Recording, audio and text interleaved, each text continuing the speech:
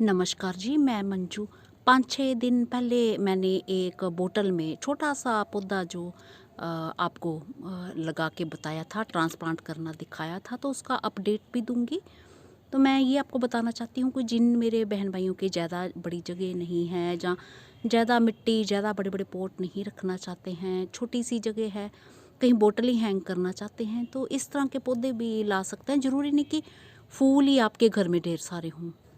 तो थोड़ी बॉटल्स रखना चाहते हैं तो ऐसे सब्जी वाले भी पौधे हैं जिन्हें आप एक बोतल में लगा सकते हैं और खूब अच्छे पत्ते उनके लगते हैं। तो जो पत्तों का आप इस्तेमाल अपने सब्जी के तौर पे भी कर सकते हैं और उन्हें खूबसूरती के तौर पे भी लगा सकते हैं।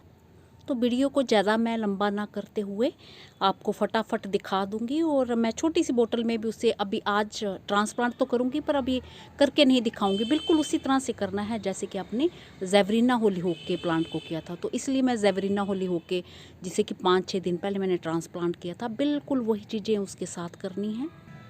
तो कोक्सकॉम का फ्लावर तो देखा आपने कितना ब्यूटीफुल लग रहा था। तो ये क्रिसैंथेमम गुलदौदी के फूल भी बहुत ही बढ़िया अच्छे से ये खिल रहे हैं।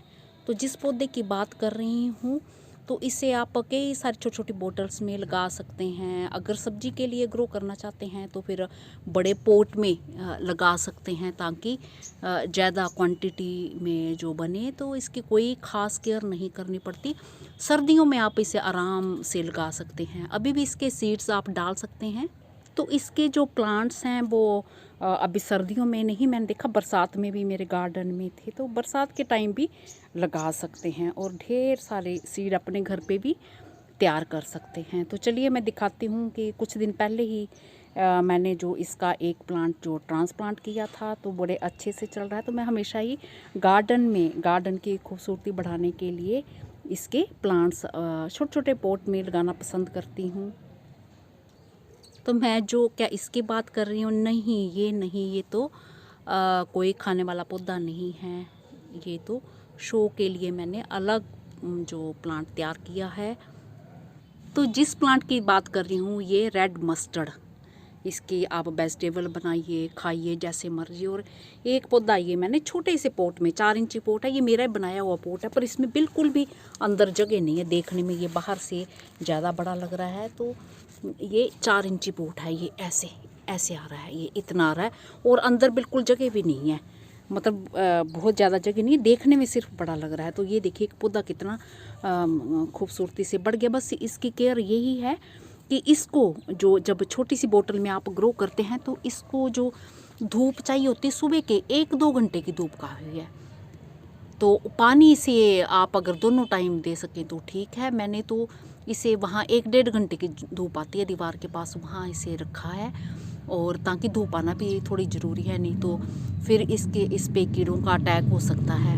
और पानी जो अभी मैं पानी देने आई हूँ तो बिल्कुल मुरझा गया था। तेज़ धूप जब आती है तो ये सुबह के टाइम मैं एक ही टाइम पानी देती हूँ, अगर शाम को मैं फिर देती नहीं हूँ प्लांट्स में। शाम को भी दे दें तो बढ़िया है। तो ये वाला पौधा आप रेड मस्टर्ड, जिनके पास मेरे बहन भाइयों ने पौधा अगर इसकी तैयार कर रखी हुई है तो एक एक पौधा बोतल में लगा सकते हैं, छोटे छोटे पॉट में लगा सकते हैं। तो खूब फैल जाता है और बहुत ही खूबसूरत लगता है। और एक टाइम में नहीं, कुछ कुछ सीड बाद में भी डाल सकते हैं। तो मैं इस छोटी सी बोतल में अभी लगाने वाली हूँ। तो चूँकि वो मैंने वीडियो दिखाया आपको बना के, वो ट्रांसप्लांट जो 5-6 दिन पहले मैंने बनाया था, तो सेम वैसे ही उसी तरीके से मैं करूँगी। वही वाली सब चीज़ें हैं तो उसके रिज़ल्ट्स भी दिखा देती हूँ। अभी मैंने छाया में ही रखा हुआ है तो मैं सोच रही हूँ कि 2-4 दिन और छाया में रखूँ, उसके बाद फिर धीरे धीरे धूप में करूँगी।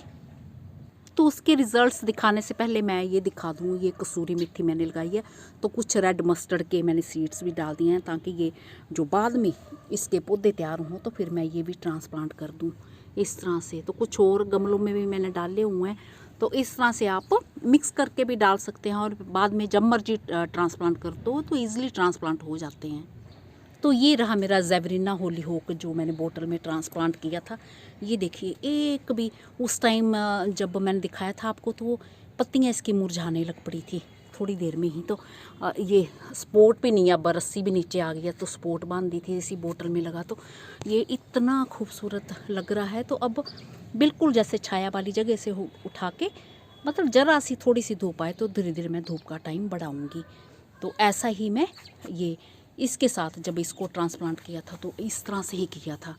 तो अब इससे चाहे पूरा दिन की धूप में ना रखें तो पत्तियां जो है दिन में तेज़ धूप हो, तो आजकल जो है 2-3 दिन से हमारे तेज़ धूप आ रही है, आज भी तेज़ धूप है। तो इसे बस जहाँ पे 1-2 घंटे की, जहाँ 1-1.5 घंटे की धूप आए तो वहीं पे रखना है। तो मेरा ख्याल है वीडियो आपको पसंद आया होगा। इस तरह से आप छोटी छोटी बॉटल्स में लगा के इनको कहीं भी हैंग कर सकते हैं। अगर आपके घर में ज़्यादा अच्छे से धूप नहीं आती है, थोड़ी देर धूप आती है, तो इस तरह के पौधे लगा के अपने जो गार्डन को, किसी दीवार को हरा भरा बना सकते हैं। तो मैंने स्मार्ट गार्डनिंग में खूब सारे इस तरह के वीडियोस बनाए हुए हैं, तो आप सर्च कर सकते हैं स्मार्ट गार्डनिंग लिख के, मंजू हांडा ऑर्गेनिक गार्डनिंग, जहाँ मंजू हांडा मंजू नेचर लवर लिख सकते हैं मेरे दूसरे चैनल का नाम। तो खूब सारे उस पर वीडियोज़ आ जाएंगे, तो वो आप देख सकते हैं। इस तरह के बहुत सारे मैंने आइडियाज़ दिए हुए हैं उनमें।